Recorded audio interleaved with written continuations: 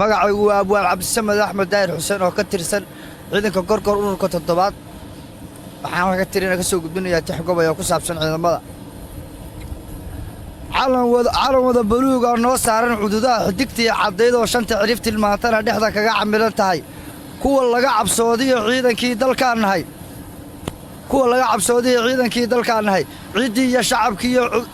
shacabkii calankaan difaacnaa wixii ceeb ka sheegana waan cirib tiraynaa cirka dhulka badda cadawaha u soo dhaca kuwii caabinaya iyo xuduudii dalkaan nahay cabiidsiga shisheeye ciidayda ma ogolinina inuu canshuuro carun baan u qubayaa caska NFD iyo ciidii jigjiga waxaana loo calanka gaarsiin carra kama baxaayeen kumaandoos caddaan iyo cadceed soo baxdaannahay cusub iyo udgoon iyo curdan soo baxaannahay kuwa cadowga laayoo lagu ciilbaxaannahay caaqibi iyo nolol iyo xuduud xoog labaannahay cidna ka cabsan mayno ciidankii dalkaan nahay asalaamu calaykum aqoonna ma joojin karto ee buuraawee laga boqo waxaan baan la gaarnaa buluuraa madow maxaana kumaaddoon soomaaliyeed cadow waxaan ku dilaa gacanbira meel kastay joogaan cirka dhulka badda saxaraha dhiiganeenka nabadegeenka markastii meelkas ragasiyaar komando baqaysa baddo iyo calankan isteelladaas oo isteelladii waddanka calankii waddanka uu ku sawiran yahay